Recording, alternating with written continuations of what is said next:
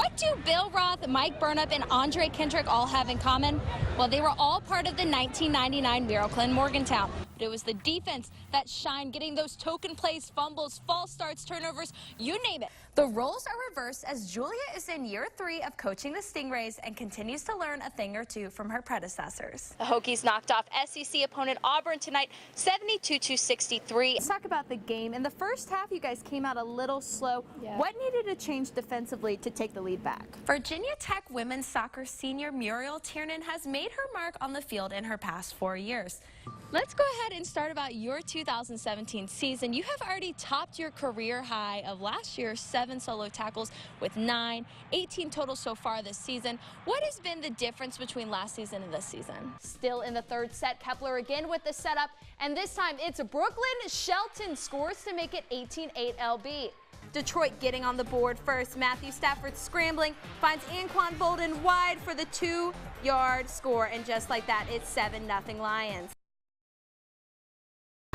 Thanks, Garrett. What do Bill Roth, Mike Burnup, and Andre Kendrick all have in common? Well, they were all part of the 1999 Miracle in Morgantown. I sat down with the 3 of them to find out just what makes this rivalry so special. Nicole. They called it a miracle in Morgantown. I'll never forget it. We were number 3 behind Penn State. The game that sent undefeated Virginia Tech hurtling through the next 3 games to the national championship. So quite naturally, you know, it kind of elevated everything that we were trying to do because we were looking to get in the national championship game, so it kind of helped us. But the special teams execution that proved Beamer squad was the real deal. I think the Virginia Tech-West Virginia rivalry has been all about special teams. Michael Vick, who set the Hokies up for success. Michael Vick made the miracle happen, getting down the sideline on that 26-yard run when they had 80 yards away from pay dirt with, what, a minute and 15 left.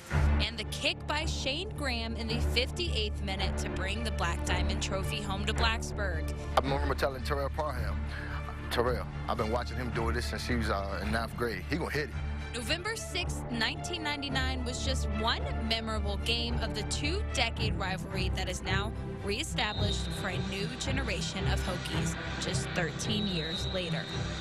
Well, the Tech-West Virginia rivalry was always a very physical game.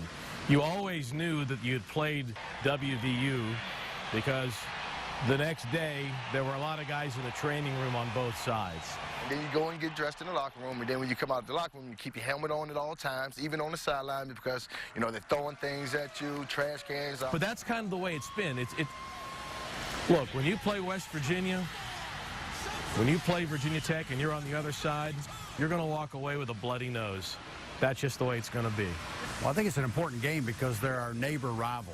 And for many years, we were in the Big East together, and it was always a tough physical game. I mean, you know, it was kind of heartbreaking when they stopped playing West Virginia because, you know, it's a bordering school, and, you know, we had so many great rivalries with them. For these freshmen, these kids, they're going to play in front of 85,000 people.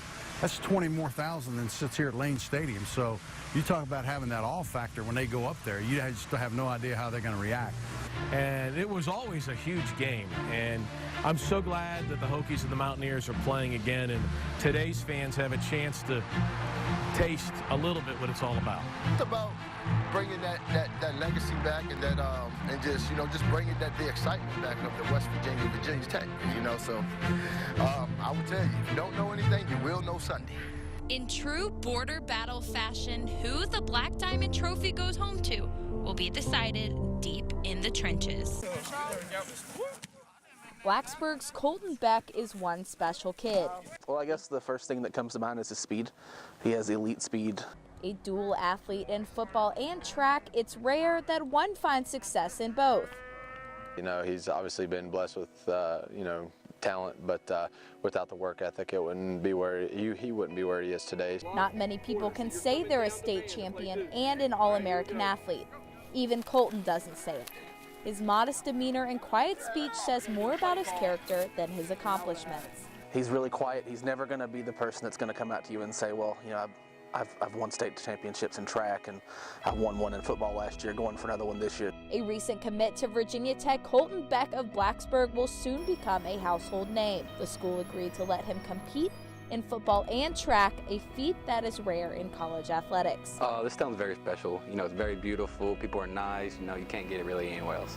It was kind of like a no-brainer because it kind of worked out that way, and I'm right here, so family gets to come see me. So He claimed he couldn't choose a favorite, so hard because I've been asked that a lot. but his eyes light up when he talks about track. It's also like, I love track because like you get what you put in. You know, if you don't put the work in, you ain't gonna win. So if you work harder and you do the right things, you're gonna win, hopefully. So No matter the sport, Beck will be jumping to Enter Sandman for years to come. For AMR, Brooke Leonard.